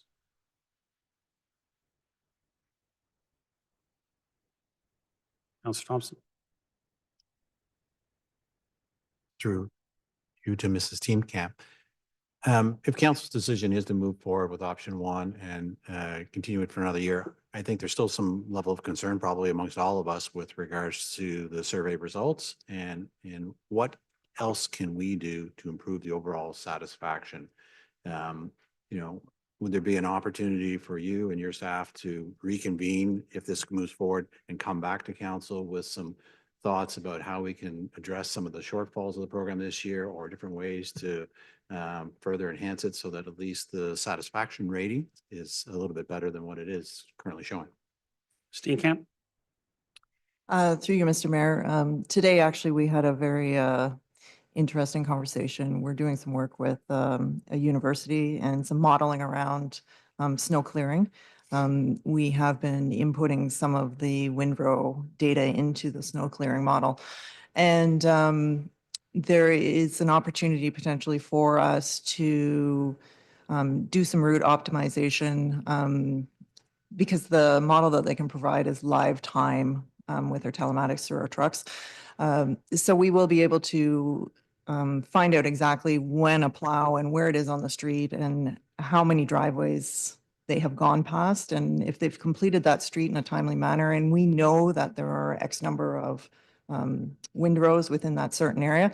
We can deploy a vehicle certainly earlier than we are right now. So at some point, we will be able to refine that service level model where we can potentially, and this is just theoretical, so don't quote me on any timing, but we could say the street has been completed and within an hour, we know we can have a windrow plow on your street to complete your windrow. So that's some of the modeling that we're looking at now, and we're looking to take advantage of that potentially this winter, and then we can incorporate it to help deliver the service a little bit more efficiently. That being said, I mean, our biggest complaints were more so around an on-demand service. I mean, people expect it, they have an appointment, they want it done immediately. And that's something we can't complete because we can't control when the snow falls and how long it takes an operator depending on the accumulation that we have. But I think we can make some improvements. We also put a piece of equipment, a side blade in the budget. We're going to make that purchase. We haven't done it yet. That was part of the 2026 budget, but we will be securing that piece. We'll be utilizing it in some of these really space constrained areas within town, where we have townhouses and things and the frontages are very narrow. We should be able to utilize it there and create, be able to pile it up and create a better service for the residents. Councillor. Thank you. I mean, it's certainly encouraging to hear with respect to route optimization. I know that through last winter, we had some couple conversations and first off, staff were great. I mean, we had residents call me and I'm sure everybody else around the table, asking questions with respect to routes or seeing areas cleared, but not theirs. And staff were always great to respond. And in some cases, route changes were made on the fly to better optimize things. And I think that's part of a way to address the service. And it's great to hear those conversations. I think the other part is to continue to work with the communications team and look at how we manage people's expectations. I mean, ultimately, I know that that's the biggest challenge we're always going to have is that we can't provide on demand for 17, for all of the driveways that are enrolled in the program, but we're striving to do that. And it's just about managing that expectations with them. And so I look forward to the ongoing conversations should this pass. Councillor. Through Mr. Mayor. Well, I'm sure if Mr. Downey was sitting in your seat at the moment, he would say, I told you it was a no-win. It's very difficult. And that's one, first of all, thank you for your work. for everybody's work. I think with respect to satisfaction and timing, it would need to be very clear upfront, and I think it was, but obviously not clear enough. The timing is what it is. And there should be no disappointment. There's that should word. Anyway, this does help some vulnerable people in our community, and I would hate to see it just being thrown out. Very interesting and exciting news, actually, what you said, Ms. Jean Camp. There's potential here, and I just think we should keep trying. Thank you. Councillor Kemp. I want to acknowledge up front that, Windrow's a real challenge, especially for seniors and residents with disabilities. And the intent of this program was right, and it came from a place of compassion. However, after 3 years of piloting, it's clear the program is not delivering reliable or satisfactory results, even under the best case scenarios. So last winter was a record snowfall, and despite staff achieving their fastest response time to date, over 70% of participants were dissatisfied, according to the survey we just received. And most felt that the $200 fee was poor value, even when fully subsidized. So this puts the town in a no-win situation, because you have light winters, it equals complaints about value. Heavy winters equals complaints about timing and quality. To materially fix these issues would require millions of dollars in new equipment and staffing, which is simply not realistic or responsible. Discontinuing this pilot does not mean abandoning vulnerable residents. It means acknowledging that this delivery model doesn't work and shifting toward alternatives like grants or reimbursements that give residents control, faster service, and dignity. So for those reasons, I support staff's recommendations to discontinue the program and explore better and more effective supports. I'll say again, that continuing a program that doesn't meet needs isn't compassionate. It's, frankly, misleading. This pilot showed us the limits of municipal delivery, and we should learn from that. A controlled grant is more honest than a subsidized delivery service we can't reliably deliver. So I'm in favor of the staff recommendation, but certainly I don't want the discussions for other options or solutions to come to an end. I think we keep the dialogue going, because we have to find that happy medium. Like all things, there's always compromise. It's not, as we talked about in an earlier item, it's not maybe not always about cost recovery. Maybe it's not always about trying to be theoretically, empathetic to every situation, and there's no limits to our fiscal budget. So I'm open to further discussions, but those are my thoughts. Councillor Reese. Yes, thank you. And as others have said, this is somewhat of a divisive thing. People are one side or another. I was really happy to see the work that was done. I was happy to see the communication that was coming out from the staff to us to be able to help us with those people who are having problems with the windrows or with the snow removal in general. I don't think we should be throwing the baby out with the bathwater here. However, we haven't looked at every opportunity. So as was suggested before, I don't think this pilot is quite done yet. We have in 2026, we have a truck and we have money in there in order to do the job right. And we haven't really done the job right. And it's hard to identify whether it's worth its value or not without doing it right. So I'd be in favor of taking a look at this and doing a pilot in a particular area that was suggested to see how well that performs, see what that cost might be, what kind of cost or model we would have in order to do that in a particular region. I know the people who have got in touch with me, many of them were saying, well, why don't I have it? I'd like to have it. So I'm maybe I'm in a different ward with different demographic of people, but there's a lot of thankfulness for having this there, even though it wasn't perfect. And I think until we have a perfect model, we can't really judge whether it's feasible or it isn't feasible. So I'm not in favor of the second part of the recommendation to abandon it, but I don't have the model yet. And I'd like to hear something better or something that is cost recovery, that's not going to cost taxpayers. But let's face it here, we also have a seniors population that is growing in this community. And seniors have been paying their taxes federally, provincially, and everywhere else, and municipally for quite some time.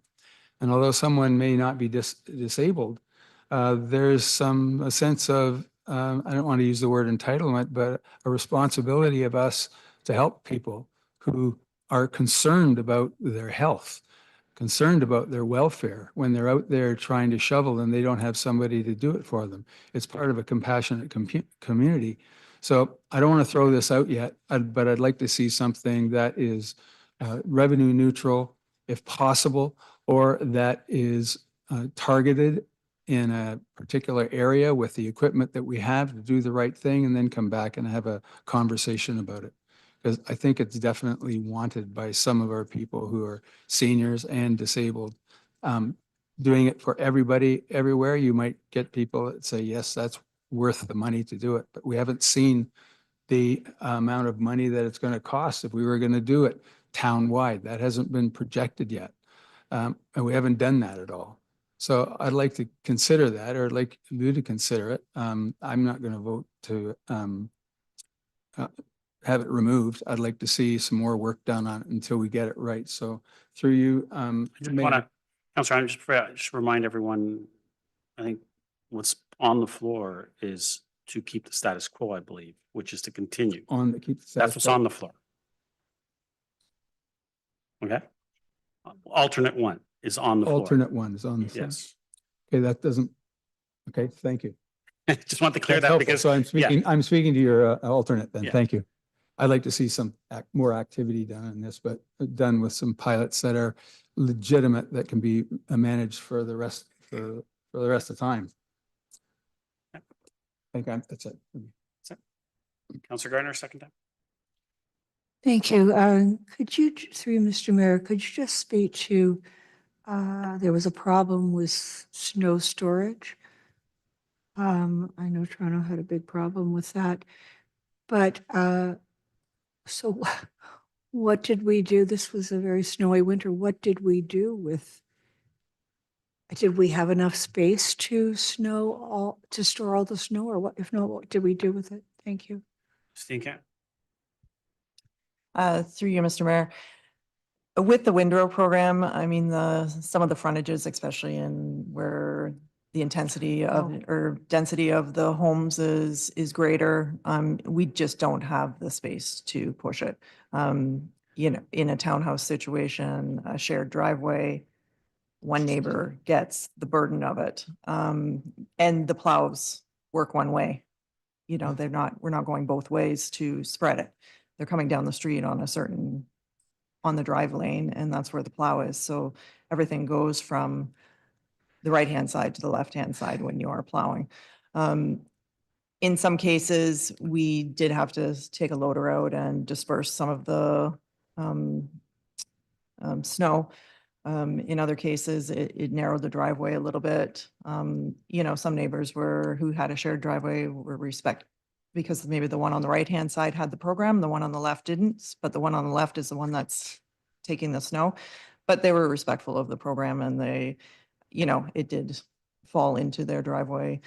But yeah, it's a big challenge when you get a lot of snow. Other municipalities, even with the proper snow removal equipment dedicated for windrows, that was the challenge of the snow storage, because the equipment can only lift the snow so far up. And ultimately then it's falling back onto the road or into the private driveway and narrowing it. So we've talked to other municipalities that have a full program with equipment, and it's difficult when you have a heavy snow load year for sure. Councillor. Through you, Mr. Mayor, well, I think there is no perfect solution, but I do agree with the option that we've chosen. Thank you. Councillor Gallo, second time. Thank you. I just really wanted to just close up with some of the comments I heard around the table. Obviously snow storage is a little bit of an issue. We know that, but whether it's us doing it, a private person doing it, a contractor doing it, they're all going to have and share the exact same issue. So I don't think this is a town issue. I think this is like an issue that's going to exist no matter who's doing it. And we just happen to be the ones that are doing that service. So I don't want to be abandoning this. I think there's some more work to be done. I do appreciate that there's some other modeling in the university apps you're talking about, and I think there's room for improvement. And by moving this forward and continuing on with where we are, it allows that time for learning. This isn't a perfect science, and I know our winters have been changing on and off. But that's the life of Windrows. And, I couldn't imagine somebody who was a senior and had some disabilities that had to do that on their own without having some sort of assistance. And hence why we have a clause in there saying that we would, at least at the very least have that single car lane in those particular instances. And for me, I would just prefer to push this through and allow that next term of council again to look at this and have another review of that. We're still learning. And, I really want to make sure that we can support our constituents at the very least. Thanks. Councillor Weiss, second time. Yes, just to be clear of the alternative, if we're going to accept the alternative, then we're going to do the same thing as we did last year. Status quo. With new. And so we're doing the possibly same some thing new over and equipment. over again and expecting a different result. From what we heard is possibly some new equipment and some new ways of Thank you. doing it. Any other comments or questions? All vote, all those in favor? Opposed? That carries.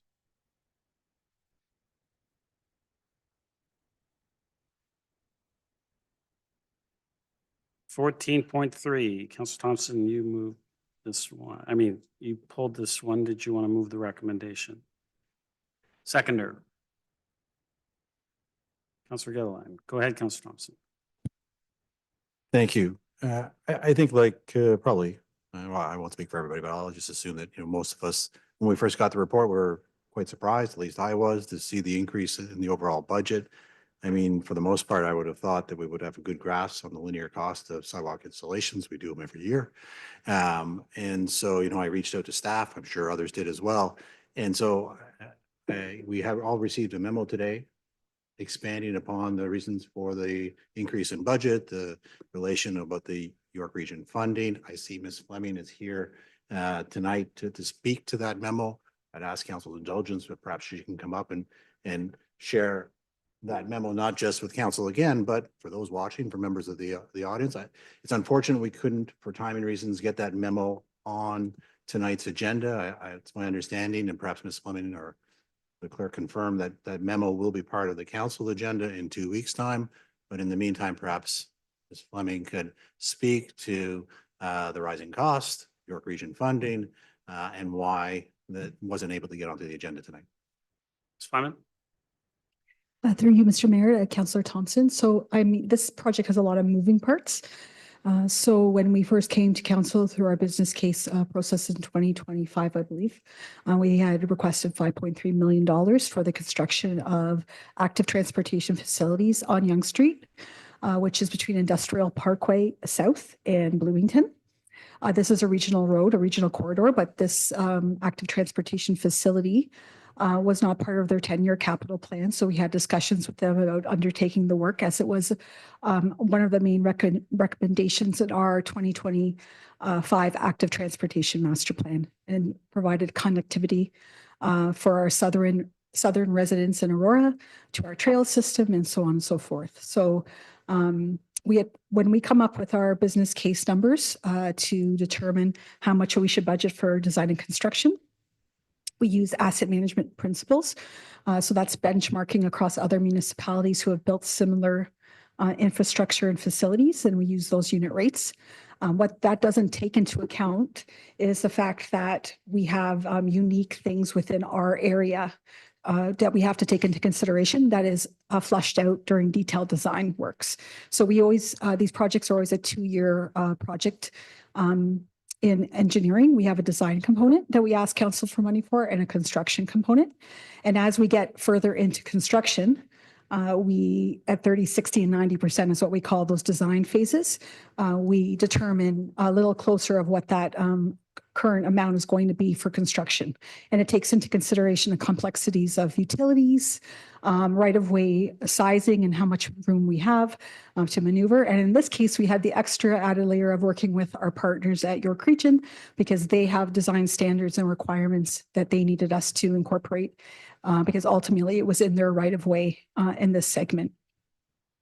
So at the same time, what we asked for the $5.3 million from council, I was also negotiating with York Region to take advantage of their pedestrian and cycling program funds, which would look at providing us funding up to half of active transportation facilities, specifically a multi-use path. So we had just finished discussing and negotiating that amount and what that would be through an MOU with the region in January. And they agreed to wait to 90% design of our detailed design and said that they would meet up to $2.8 million of the active transportation facilities for us. Ultimately, we were looking when we came to council with our business case at the possibility of doing a multi-use path on the west side and the east side. Unfortunately, we just don't have the real estate, so to speak, on the east side. So we did the next best thing and moved forward with a sidewalk. In order to be considered a multi-use path, you have to be 4 meters in width. So we do have the room on the west side for that. We do not have the room for that on the east side. So we move forward through a multi-criteria analysis and with input from the public through 2 picks to determine that that was the best use of funds to do a sidewalk on one side and a multi-use path on the west side. And the region has come forward to fund that multi-use path up to $2.8 million. So right now, the multi-use path on the west side is a lot more technically difficult to construct. It's almost double the cost of the sidewalk. We also have to do some upgrades to the intersection, which is the region intersection at Industrial Parkway South and Yeung, because we're going to have a crossing there, which we don't really have right now. It's not up to AODA standards or the standard of the crosswalk. So all these pieces are all movement. And then the extra added complexity too is that once you tender, it depends on who's available to bid, what the labor situation is like at the time. And as we all know, the current situation we're seeing overseas with the energy considerations, all drive cost up as well. But I think one point to note that I just want to, which is what in my memo, is that right now we're $2.5 million, requesting $2.5 million, but the region is going to give us up to $2.8 million to make us whole. So we can't award the contract right now because the region doesn't give me the money up front. They are going to give us the money quarterly. So we're going to start the work. We're going to invoice them quarterly and they're going to make us whole. But under our current policy, we need the full amount of money in order to award the contract. Do we charge them a 6% admin fee for that? That still burns back in 2016. So sorry to interrupt. Councillor.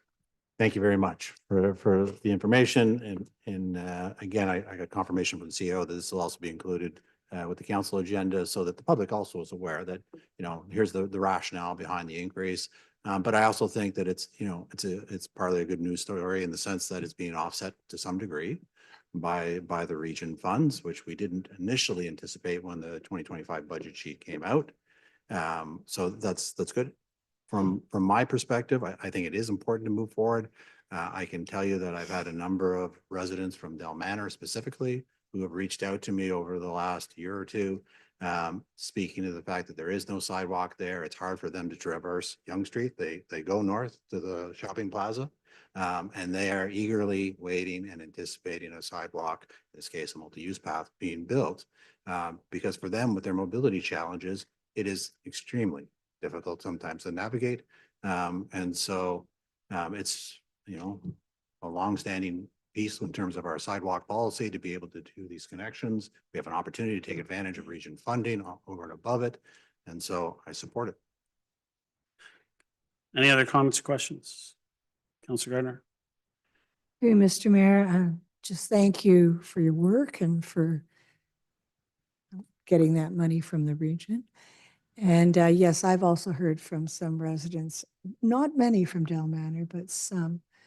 And I told them they had to be patient, that we would do it. So we have to do it. Anyway, kidding aside, it's important. Thank you. Any other comments or questions? Mr. Gallo? Well, I'm not as excited as some others. I want to start by saying that I support this project. Active transportation along Yonge Street is important, and this is an investment in safety and connectivity for our community. But we also have a responsibility to scrutinize how we get here. We are being asked to approve $2.5 million increase, and the report before us does not clearly explain why. It tells us the tender came in higher, but that is not the issue. Because the additional information provided points to very specific and significant cost drivers, utility relocations, stormwater system upgrades, design and right-of-way constraints, these are not surprises. These are fundamental components of the project, and they should have been reflected in the budget from the outset. This is where the concerns lie. We are seeing a pattern, and I've raised this before, including with Victoria Hall, where initial budgets are brought forward without fully accounting for known or reasonably foreseeable costs, only for council to be asked later to approve significant increases. This is not a one-off issue. This is a budgeting and estimation issue. We are all dealing with infrastructure projects of this scale. We should expect site-specific constraints to be identified early, core infrastructure requirements like stormwater and utilities to be bought into the budget, and realistic costing that reflects actual conditions, not generalized assumptions. Because when obvious cost items are not included upfront, it puts council in a difficult position later. We are effectively asking to approve increases after the fact, with limited ability to assess alternatives. That is not good governance. So the question is, how do we move forward? We have, in my opinion, two options. First, committee can proceed tonight, and then council with conditions that staff provide a detailed breakdown of all cost drivers, that we receive confirmation of what was known at the time of budgeting versus identified later, and that a lesson learned report be brought forward to prevent this from happening again. Or second, we push pause, direct staff to refine the design, validate all costs and assumptions, and return with a fully transparent and itemized budget before awarding the contract. At the end of the day, this is not just about approving a project, it's about ensuring we are making informed decisions with full transparency. And we owe that to the residents we represent. Councillor Reese? And I'm full support for this program because active transportation is part of a connected community, and every quality community is a connected community, and the people in the south have not had the pedestrian opportunities that others have had, and it's growing there. So I think we need to do something in this nature. My question is that the west side and the east side have been rolled together, and the west side seems to be the most important, given the fact that Del Manor is there, and it is a multi-use path on that side. Has there been any discussion about splitting this so that we have this, the multi-use path on the west side, and we wait until the east side and the development there? We're going through a study in the South Aurora now to take a look at the impact of the regional corridors. And maybe there's some negotiation there with developers and people along the east side. And have you done any work to identify what would it look like if we were working only on the multi-use path on the west side through you, Mayor? Nancy. Through you, Mr. Mayor, to Councillor Weiss. So yes, we have looked at that. So as I mentioned, the west side, the multi-use path is more technically complex. In order to work around a lot of the larger utilities like gas mains, we had to move it closer to the road, and that's why we had the additional cost. Councillor Gallo, in regards to stormwater, because we have to take some areas and where it's a rural area, a rural cross section, and have to urbanize it, and that was a requirement from York Region. So once we got into the detailed design, working with our regional partners, we decided that's how we needed to move forward, and they would be covering half of that. So the multi-use path is approximately $4 million, whereas the sidewalk is $2 million. So almost on half of the cost, a lot easier to construct. And we did, so when looking at those two, really that multi-use path, which we are getting half the amount for, ultimately is coming under budget, because once we get the funding from the region, we're going to be made whole and then some. Councillor. Yeah, and that's all great. And my only comment is, and thank you very much for doing the estimate on what's happening on the east side. But my suggestion is that maybe the saw-off position here is to be very happy about having the multi-use path for active transportation and safety and all the rest of it on the west side, and we defer the east side. So if between now and council, we can have some better information about that so that that becomes an option, then I'd like to see that. So thanks for the work on this. It's a big project and it's an important project, and it's important for that area of the town too. So thank you for the work. Yep. Any other comments or questions? Councillor Gallo, second time. Thank you. Just two points. First off, I'm happy to see the additional information. I question why we wouldn't have had that information as part of the public agenda and part of the report. Surely anyone writing the report or looking at the report would have questioned, hey, maybe we should explain why there's a $2.5 million increase. There's very little of that in the report, hence the justification for this additional report, and perhaps council members also requested it. I fail to see why we couldn't have had all that new information as part of the original report. Secondly, we had this concept that with Victoria Hall that we didn't do enough digging in. We didn't know what was under the floors, and once we did, then we realized the costs exploded as a result. I've had a hard time anyone convincing me that we didn't know what we were doing. We didn't know what we had. We didn't know the stormwater. We didn't know the utilities. We didn't know any of those. If it's a factor of during the estimating and budgeting process, we decide that we only put certain amount of resources and we only go so far into determining how much something costs, then maybe that's something that could be fixed, because these things, I hope everyone agrees, shouldn't happen and two in just as many months. So I just, at least between now and council, I need a better understanding of how this happened, considering the roads are there, and how much could York Region or any unknowns have come up that we couldn't have figured out beforehand what the costing was. And how do we fix this? How do we get a better sense of, I've been here 14 years and it's happened time and time again that we budget and then we have to increase by many percentages. And we still, although we have many capital projects and the vast majority we get right, for whatever reason, these big ones seem to come back. And we've built many sidewalks and roads in this town.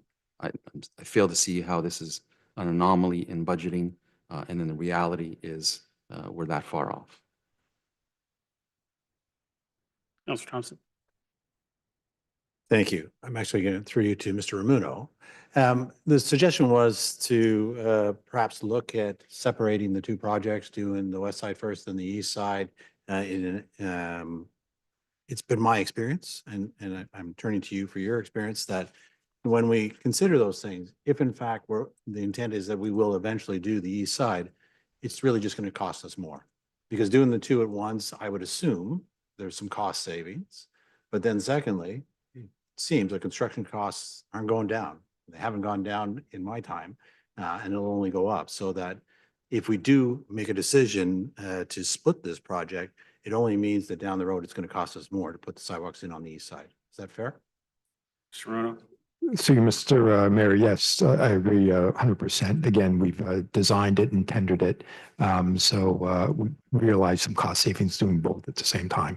And again, subject to council's approval, I think Nancy, we're mobilized to start work in May. Thank you. And you know, listen, I am supportive of moving this project forward. I'd like to see the sidewalks get installed sooner rather than later because there is a need. But I share some of the frustration with regards to these reports that we get and the increases to the capital budget. And we've had these conversations before, and I agree that we need to figure out how to get better at the forecasting. And I'm all for a lessons learned, having more discussions about how can we improve the process to meet not just our own expectations, but the expectations of the residents. But I want to separate that from this project. This project needs to move forward. Those lessons learned is not going to change the cost of this project. We need to make a decision to either go forward or not. Personally, I'm in support. But at the same time, we can't keep getting back these reports and keep having these situations where we're seeing these large variances and then having to, drill through to figure out why this happened.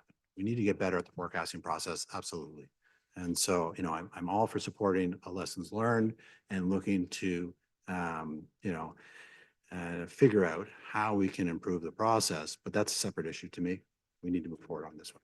Thank you. Any other comments or questions? And then I just have one, Mr. Mayor Van Kessel, $4.5 million of this is funded from where? From the roads development charges. So it's development charges? Yes. So the developers are paying 4.5 million. That's exactly why we collect development charges, is to build infrastructure in our community. This is much needed infrastructure in our community. So 4.5 million from development charges and 2.8 from the region. I'll be in favor of moving forward. Call the vote. All those in favor? Opposed? That carries.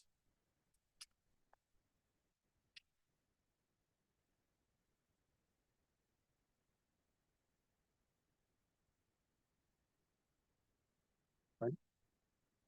Oh yeah, we got to take our health break. Sorry, health break, everyone.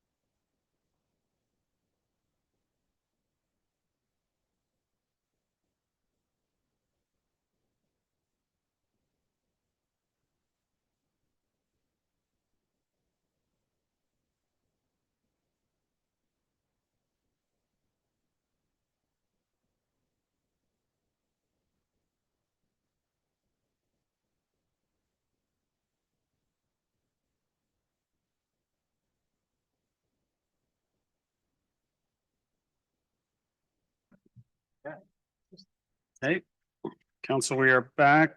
15.2, Councillor Gallo, this is your motion. Did you want to move it? Yes. Is there a second, Eric? So go ahead, Councillor Gallo. It's basically, I won't read it all. It's asking staff to report back on developing a framework for council members when we go to conferences, that we're able to report back what we've learned. And there's a variety of suggestions in terms of perhaps a form that could be filled out and put on a public agenda. Things like name, date, location of the conference, total cost incurred by the town, key topics, sessions, discussions attended, summary of key learnings and takeaways, any relevant best practices or ideas that could be considered for implementation in the town of Aurora. We all at some point have attended conferences. We've never really reported back, perhaps informally at times, and things that we've learned, maybe we've implemented without really expressing it to other council members or the public. And this provides asking staff to provide a framework in order for us to do that. Okay. Any comments or questions? Councillor Gillen? Thank you. Appreciate the motion. I think it's great. I mean, I'm sure the constituents want to know what we're doing at our conferences. I know that myself, I always post, key takeaways that I've learned at conferences and try and make sure that the constituents are aware of the things that we're discussing. And I think this is just providing that framework for us to provide. But I mean, I feel like we already do provide like the date and location and all that kind of stuff and so forth with our expenses and whatnot. I think the only change here is just I guess having some sort of report to go on an agenda. Is that the idea, Councillor Gallo, through you, Mr. Mayor? Let's go. Nodding yes. Councillor Gallo is nodding yes. Okay, yeah, so I'm doing the same thing, but making it a little bit more official. Thanks. Thank you, Mr. Mayor. Through you, I think, not through you, I guess it's a comment. I think it's an excellent motion. I think it's long overdue. It makes sense. It will make sense to the public. It will be appreciated. Thank you, Councillor Gallo. Any other comments or questions?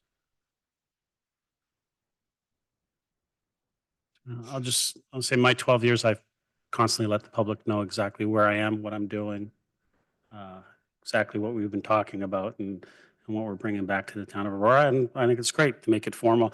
I just got one question. We'll be able to get this in time because I know that 6 of us are going to FCM in Edmonton. And so I'm wondering if this will be back in time to get everyone to actually write this report and provide the public with that information on what they learned and the key takeaways as well. We can see what we can do. Basically, we'd be looking at creating a simple template that could be completed. I think that would be great. Thank you. Any other comments or questions? Call a vote. All those in favor? Opposed?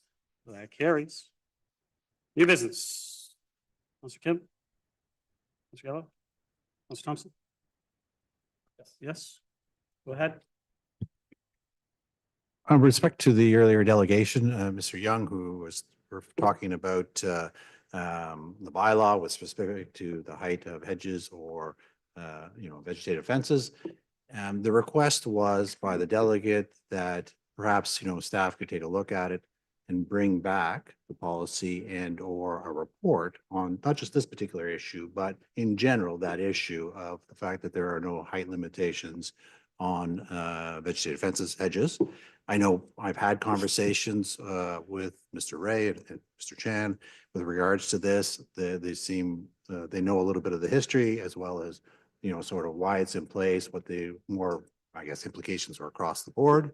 And I just looking for direction whether or not that would require a notice of motion or maybe with council's indulgence, we could direct staff to just bring back a report on the issue. I don't believe it's substantive, so I'll allow for direction to be given to staff to provide a report back to council on this issue. I don't think it's going to take staff a long time to come back. Possibly, it could be wrong. Okay, thank you. Thank you. And I appreciate the nod from Mr. Ray. I know we had conversations, and he shared with me that he was comfortable providing a report. I'm glad his boss, Mr. Serio, also agrees that it's okay. Thank you. Thank you. Do you guys want to speak to this, or this is just new business? You're just putting for new business. Well, I was going to come to you guys anyway, so okay. Councillor Gardner, new business?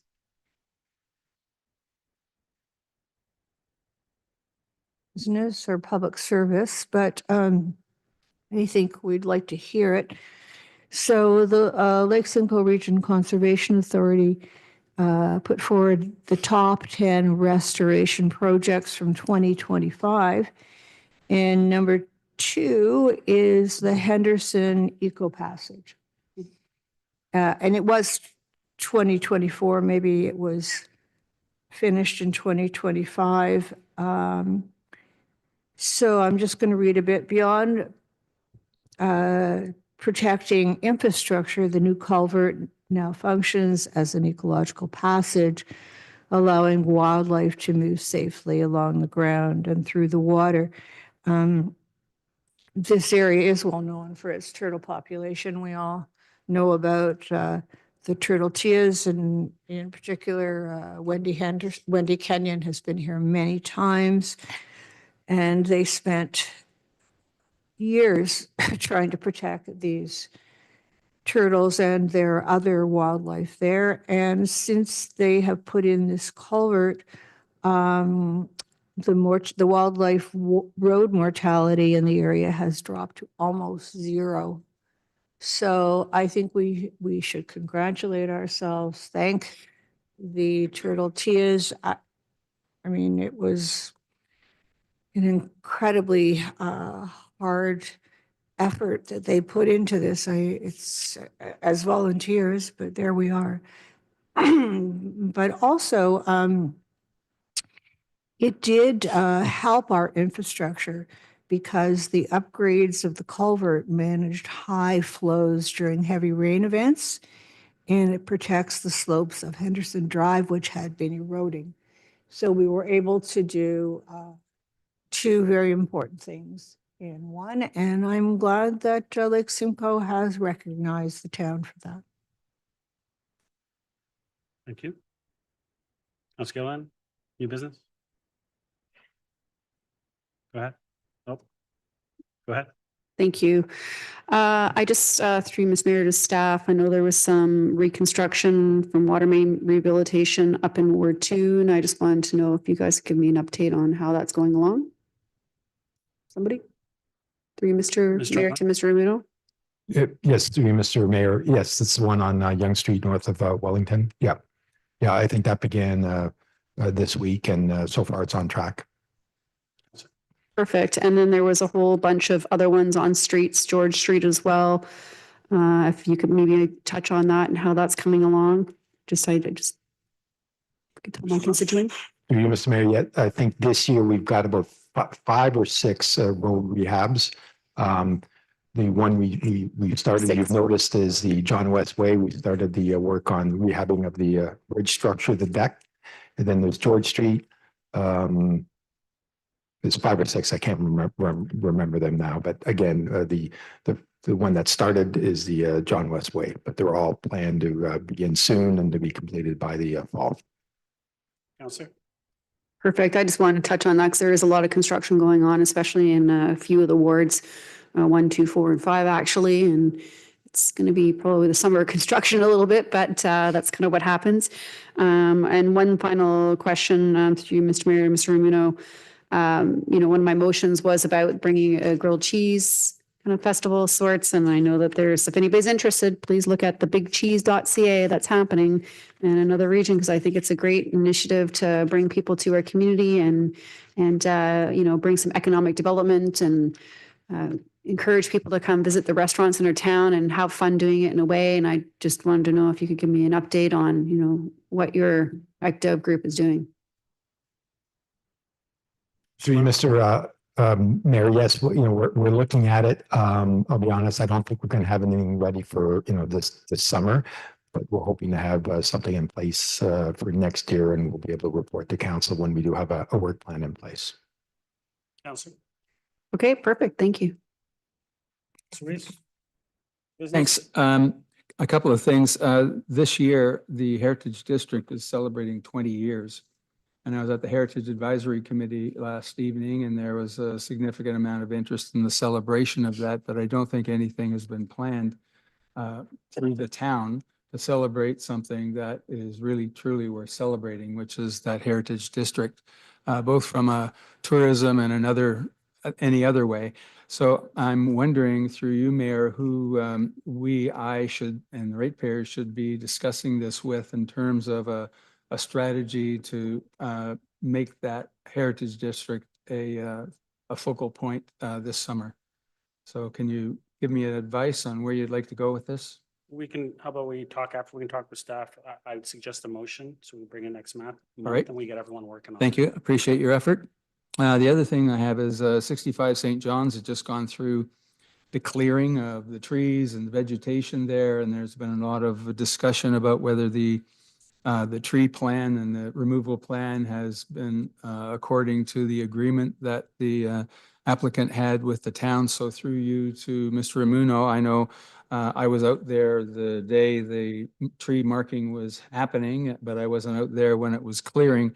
But through you to Mr. Ramuno, can you tell us that the tree plan was being followed, or if there's been any variations on 65 just for the public and those people in 65 St. John's? Mr. Ramuno?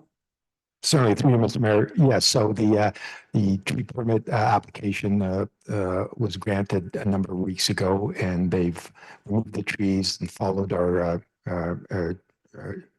tree plan to a T. They started with obviously the putting up the tree protection fencing. They removed the trees that were approved by our staff, and staff and our arborists have been out there multiple times, and I've spoken to the workers and some of the residents as well. So the next phase, they're just about done with the tree. Well, they're done with the tree removal and the chipping.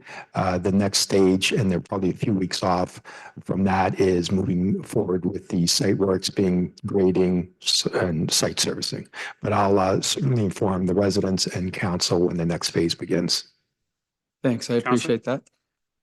The last thing is just a follow-up from Mr. Watt's delegation, and all of the discussions. I don't know if he shared the details that he sent both Councillor Thompson and myself about the removal of names, et cetera. So through you, Mayor, to Mr. Ramuno, do you have the Mr. Watt's written description of the inaccuracies that exist and the problems that still exist with the naming of these streets, as well as the work on the cenotaph through you, Mayor?